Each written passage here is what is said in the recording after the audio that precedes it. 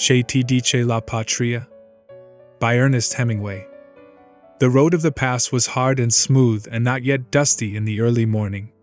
Below were the hills with oak and chestnut trees, and far away below was the sea. On the other side were snowy mountains. We came down from the pass through wooded country. There were bags of charcoal piled beside the road, and through the trees we saw charcoal burners' huts. It was Sunday and the road, rising and falling, but always dropping away from the altitude of the pass, went through the scrub woods and through villages. Outside the villages there were fields with vines. The fields were brown and the vines coarse and thick. The houses were white, and in the streets the men, in their Sunday clothes, were playing bowls. Against the walls of some of the houses there were pear trees, their branches candelabred against the white walls. The pear trees had been sprayed, and the walls of the houses were stained a metallic blue-green by the spray vapor. There were small clearings around the villages where the vines grew, and then the woods. In a village 20 kilometers above Spezia, there was a crowd in the square, and a young man carrying a suitcase came up to the car and asked us to take him into Spezia. "There are only 2 places, and they are occupied," I said. We had an old Ford coupe. "I will ride on the outside." "You will be uncomfortable." "That makes nothing. I must go to Spezia." "Should we take him?" I asked Guy. "He seems to be going anyway," Guy said. The young man handed in a parcel through the window. "Look after this," he said. 2 men tied his suitcase on the back of the car, above our suitcases.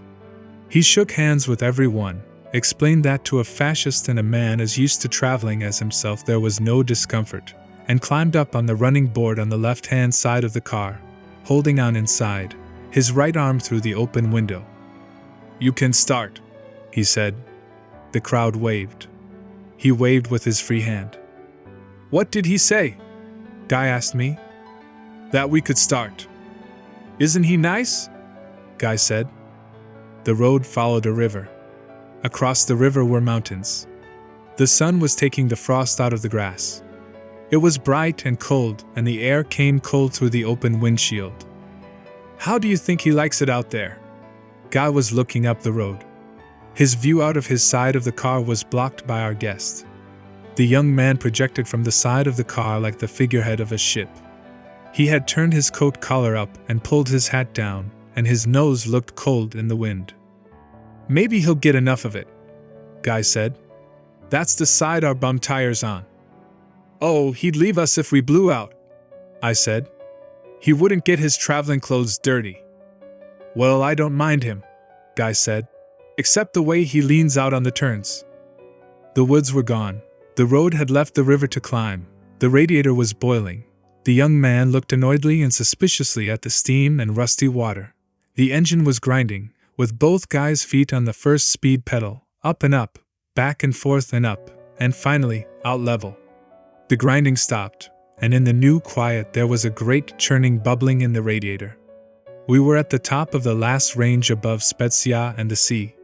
The road descended with short, barely rounded turns. Our guest hung out on the turns and nearly pulled the top-heavy car over. "You can't tell him not to," I said to Guy. "It's his sense of self-preservation. The great Italian sense. The greatest Italian sense." We came down around curves through deep dust, the dust powdering the olive trees. Spezia spread below along the sea. The road flattened outside the town. Our guest put his head in the window. "I want to stop." "Stop it," I said to Guy. We slowed up, at the side of the road. The young man got down, went to the back of the car and untied the suitcase. "I stop here, so you won't get into trouble carrying passengers," he said. "My package." I handed him the package. He reached in his pocket. "How much do I owe you?" "Nothing." "Why not?" "I don't know," I said. "Then thanks," the young man said. "Nah, thank you," or "Thank you very much," or "Thank you 1,000 times," all of which you formerly said in Italy to a man when he handed you a timetable or explained about a direction. The young man uttered the lowest form of the word, thanks, and looked after us suspiciously as Guy started the car. I waved my hand at him. He was too dignified to reply. We went on into Spezia. "That's a young man that will go a long way in Italy," I said to Guy. "Well," said Guy, "he went 20 kilometers with us." Section titled, A Meal in Spezia. We came into Spezia looking for a place to eat. The street was wide and the houses high and yellow. We followed the tram track into the center of town. On the walls of the houses were stenciled eye-bugging portraits of Mussolini, with hand-painted vivas, the double V in black paint with drippings of paint down the wall. Side streets went down to the harbor. It was bright and the people were all out for Sunday. The stone paving had been sprinkled and there were damp stretches in the dust. We went close to the curb to avoid a tram. "Let's eat somewhere simple," Guy said. We stopped opposite 2 restaurant signs. We were standing across the street, and I was buying the papers. The 2 restaurants were side by side. A woman standing in the doorway of one smiled at us, and we crossed the street and went in. It was dark inside, and at the back of the room 3 girls were sitting at a table with an old woman. Across from us, at another table, sat a sailor. He sat there neither eating nor drinking. Further back, a young man in a blue suit was writing at a table. His hair was pomaded and shining, and he was very smartly dressed and clean-cut looking. The light came through the doorway, and through the window where vegetables, fruit, steaks, and chops were arranged in a showcase. A girl came and took our order, and another girl stood in the doorway. We noticed that she wore nothing under her house dress. The girl who took our order put her arm around Guy's neck while we were looking at the menu. There were 3 girls in all, and they all took turns going and standing in the doorway. The old woman at the table in the back of the room spoke to them, and they sat down again with her. There was no doorway leading from the room except into the kitchen. A curtain hung over it. The girl who had taken our order came in from the kitchen with spaghetti. She put it on the table and brought a bottle of red wine and sat down at the table. "Well," I said to Guy, "you wanted to eat someplace simple. This isn't simple. This is complicated." "What do you say?" asked the girl. "Are you Germans?" "South Germans," I said. "The South Germans are gentle, lovable people." "Don't understand," she said. "What's the mechanics of this place?" Guy asked. "Do I have to let her put her arm around my neck?" "Certainly," I said. "Mussolini has abolished the brothels. This is a restaurant." The girl wore a one-piece dress. She leaned forward against the table and put her hands on her breasts and smiled. She smiled better on one side than on the other and turned the good side toward us. The charm of the good side had been enhanced by some event which had smoothed the other side of her nose in, as warm wax can be smoothed. Her nose, however, did not look like warm wax. It was very cold and firmed, only smoothed in. "You like me?" she asked Guy. "He adores you," I said. "But he doesn't speak Italian." "Ich spreche Deutsch," she said, and stroked Guy's hair. "Speak to the lady in your native tongue, Guy." "Where do you come from?" asked the lady. "Potsdam." "And you will stay here now for a little while? In this so dear Spezia?" I asked. "Tell her we have to go," said Guy. "Tell her we are very ill and have no money." "My friend is a misogynist," I said, "an old German misogynist. Tell him I love him." I told him. "Will you shut your mouth and get us out of here?" Guy said. The lady had placed another arm around his neck. "Tell him he is mine," she said. I told him. "Will you get us out of here?" "You are quarreling," the lady said. "You do not love one another." "We are Germans," I said proudly. "Old South Germans." "Tell him he is a beautiful boy," the lady said. Guy is 38 and takes some pride in the fact that he is taken for a traveling salesman in France. "You are a beautiful boy," I said. "Who says so?" Guy asked. "You or her?" "She does. I'm just your interpreter. Isn't that what you got me in on this trip for?" I'm glad it's her, said Guy. I didn't want to have to leave you here too. I don't know. Spezia's a lovely place. Spezia, the lady said. You are talking about Spezia. Lovely place, I said. It is my country, she said. Spezia is my home and Italy is my country. She says that Italy is her country. Tell her it looks like her country, Guy said. What have you for dessert? I asked. Fruit, she said. We have bananas. Bananas are all right, Guy said. They've got skins on. Oh, he takes bananas, the lady said. She embraced Guy. What does she say? He asked, keeping his face out of the way. She is pleased because you take bananas. Tell her I don't take bananas. The signor does not take bananas. Ah, said the lady, crestfallen. He doesn't take bananas. Tell her I take a cold bath every morning, Guy said. The signor takes a cold bath every morning. No, understand, the lady said. Across from us, the property sailor had not moved. No one in the place paid any attention to him. We want the bill, I said.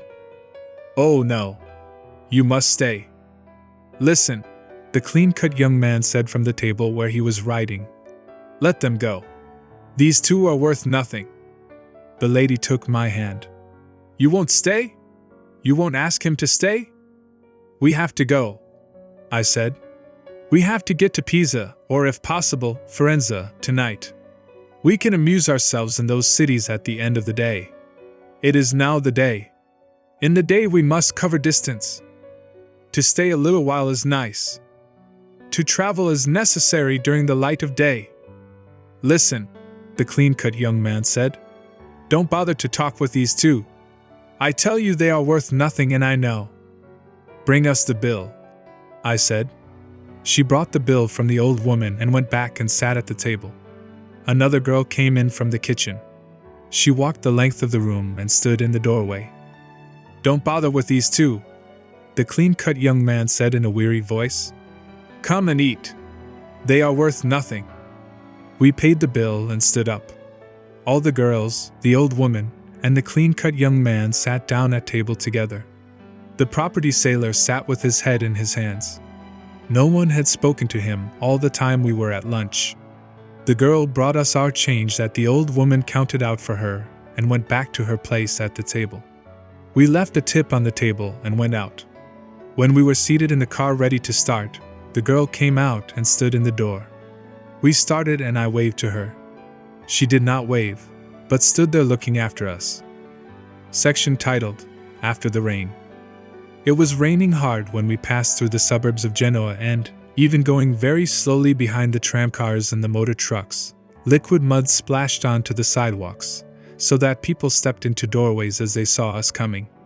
In San Pier di Rena, the industrial suburb outside of Genoa, there is a wide street with 2 car tracks and we drove down the center to avoid sending the mud on to the men going home from work. On our left was the Mediterranean. There was a big sea running and waves broke and the wind blew the spray against the car. A riverbed that, when we had passed, going into Italy, had been wide, stony and dry, was running brown, and up to the banks. The brown water discolored the sea and as the waves thinned and cleared in breaking, the light came through the yellow water and the crests, detached by the wind, blew across the road. A big car passed us, going fast, and a sheet of muddy water rose up and over our windshield and radiator. The automatic windshield cleaner moved back and forth, spreading the film over the glass. We stopped and ate lunch at Sestri. There was no heat in the restaurant, and we kept our hats and coats on. We could see the car outside through the window. It was covered with mud and was stopped beside some boats that had been pulled up beyond the waves. In the restaurant you could see your breath. The pasta asciutta was good, the wine tasted of alum, and we poured water in it. Afterward the waiter brought beefsteak and fried potatoes. A man and a woman sat at the far end of the restaurant. He was middle-aged and she was young and wore black. All during the meal she would blow out her breath in the cold damp air. The man would look at it and shake his head. They ate without talking, and the man held her hand under the table.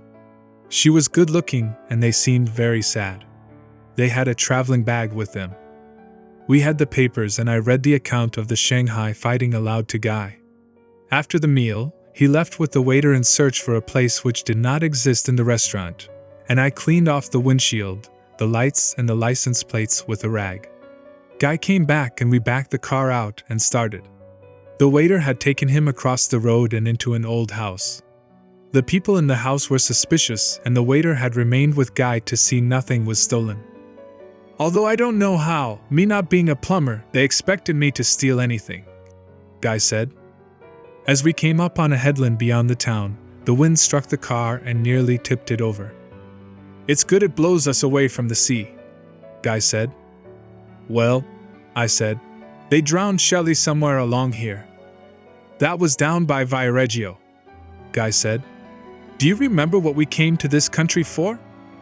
Yes, I said, but we didn't get it. We'll be out of it tonight. If we can get past Ventimiglia, we'll see. I don't like to drive this coast at night. It was early afternoon and the sun was out. Below, the sea was blue with white caps running towards Savona. Back, beyond the cape, the brown and blue waters joined. Out ahead of us, a tramp steamer was going up the coast. Can you still see Genoa? Guy asked. Oh, yes. That next big cape ought to put it out of sight. We'll see it a long time yet. I can still see Portofino Cape behind it. Finally, we could not see Genoa. I looked back as we came out, and there was only the sea, and below in the bay, a line of beach with fishing boats, and above, on the side of the hill, a town and then capes far down the coast. It's gone now, I said to Guy. Oh, it's been gone a long time now. But we couldn't be sure till we got way out. There was a sign with a picture of an S-turn and Svolta Pericolosa. The road curved around the headland, and the wind blew through the crack in the windshield. Below the cape was a flat stretch beside the sea. The wind had dried the mud, and the wheels were beginning to lift dust. On the flat road we passed a fascist riding a bicycle, a heavy revolver in a holster on his back. He held the middle of the road on his bicycle, and we turned out for him. He looked up at us as we passed. Ahead there was a railway crossing, and as we came toward it the gates went down. As we waited, the fascist came up on his bicycle. The train went by and Guy started the engine. Wait! The bicycle man shouted from behind the car. Your number's dirty. I got out with a rag. The number had been cleaned at lunch. You can read it, I said. You think so? Read it. I cannot read it. It is dirty. I wiped it off with the rag. How's that? 25 lire. What? I said. You could have read it. It's only dirty from the state of the roads. You don't like Italian roads? They are dirty. 50 lire. He spat in the road. Your car is dirty and you are dirty too. Good. And give me a receipt with your name. He took out a receipt book, made in duplicate, and perforated, so one side could be given to the customer, and the other side filled in and kept as a stub. There was no carbon to record what the customer's ticket said. Give me 50 lire. He wrote in indelible pencil, tore out the slip and handed it to me. I read it. This is for 25 lire. A mistake, he said, and changed the 25 to 50. And now the other side. Make it 50 in the part you keep. He smiled a beautiful Italian smile and wrote something on the receipt stub, holding it so I could not see. Go on, he said, before your number gets dirty again. We drove for 2 hours after it was dark and slept in Mentone that night. It seemed very cheerful and clean and sane and lovely. We had driven from Ventimiglia to Pisa and Florence, across the Romagna to Rimini, back through Forli, Imola, Bologna, Parma, Piacenza and Genoa, to Ventimiglia again. The whole trip had only taken 10 days. Naturally, in such a short trip, we had no opportunity to see how things were with the country or the people.